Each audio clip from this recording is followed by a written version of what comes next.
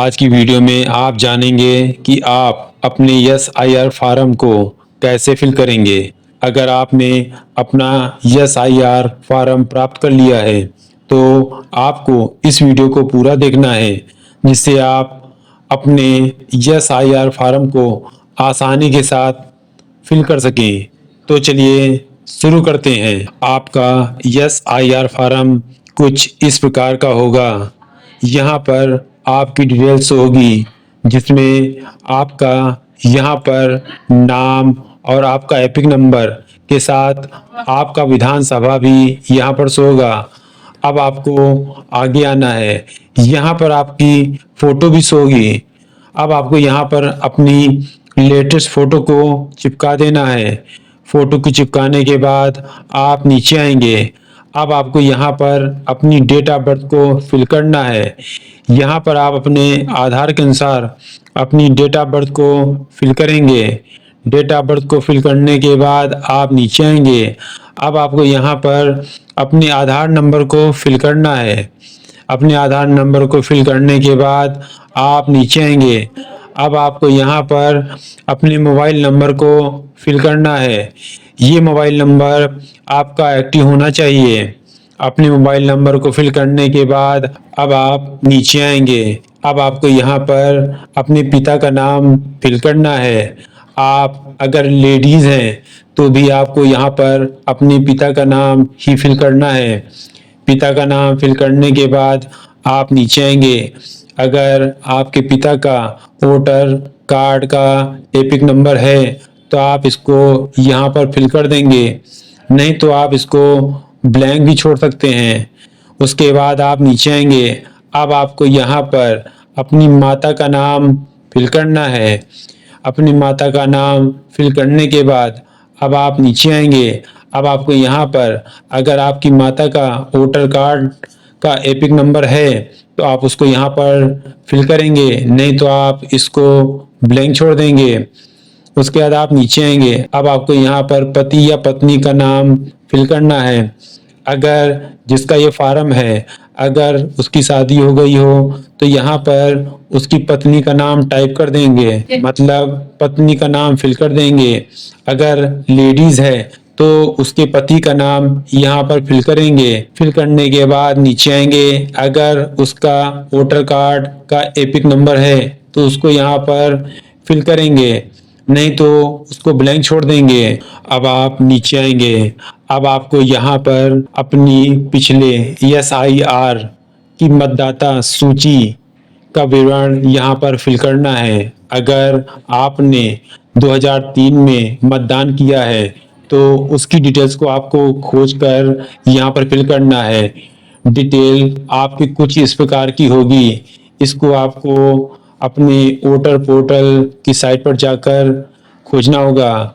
उसकी भी वीडियो मैंने बना दी है, उसको आप चेक कर सकते हैं। इसको सर्च करने के बाद आपको इस फार्म में इसकी डिटेल्स को फिल करना है। सबसे पहले आपको यहाँ पर निर्वाचक का नाम फिल करना है। मतलब अगर आपने 2003 में मतदान किया है तो यहाँ पर आप अपनी डिटेल्स को फिल करेंगे। यहाँ पर आप अपने नाम को फिल कर देंगे।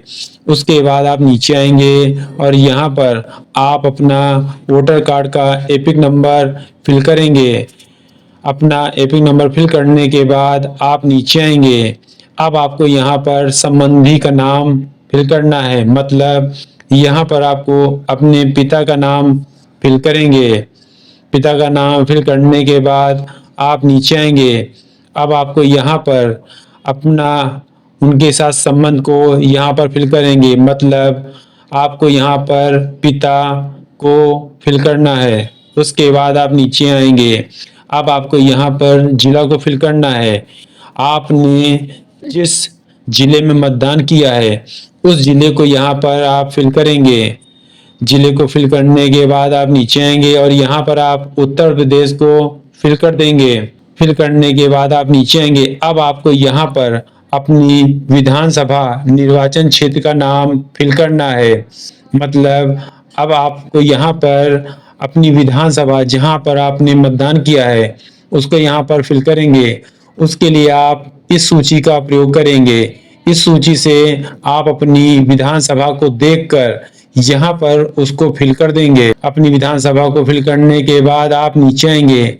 अब आपको यहाँ पर अपनी विधानसभा निर्वाचन क्षेत्र की संख्या को फिल करना है। इसको फिल करने के लिए आपको इसका ही प्रयोग करना है। यहाँ पर आपकी वो संख्या शो होगी, आपको इस संख्या को यहाँ पर फिल कर देना है।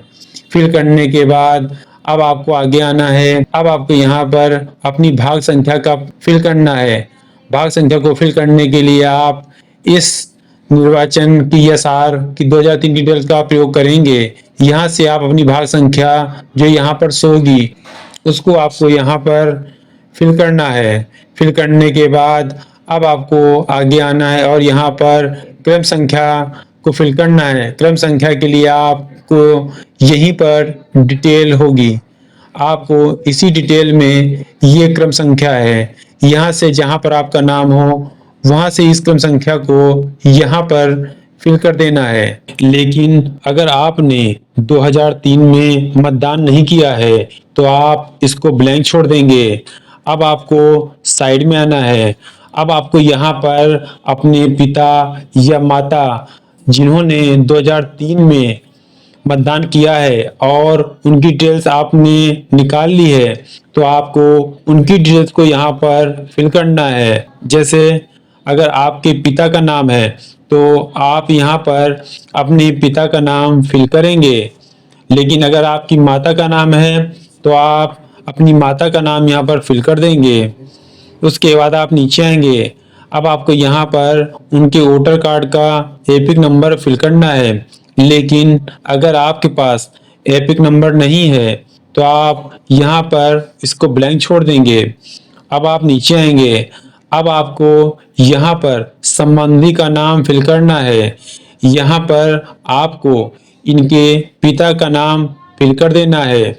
मतलब आपके दादाजी का नाम आप यहाँ पर फिल करेंगे। फिल करने के बाद आप नीचे आएंगे और यहाँ पर आप उनका संबंध फिल करेंगे। संबंध फिल करने के बाद आप नीचे आएंगे।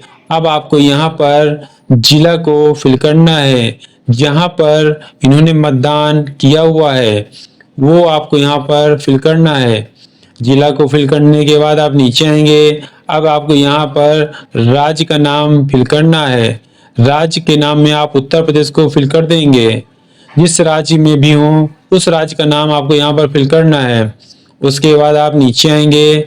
अब आपको यहाँ पर विधानसभा निर्वाचन क्षेत्र का नाम यहाँ पर फिल करना है। मतलब यहाँ पर आपको अपनी विधानसभा को फिल करना है। फिल करने के बाद आप नीचे आएंगे। अब आपको यहाँ पर अपनी विधानसभा निर्वाचन क्षेत्र की संख्या को फिल कर देना है।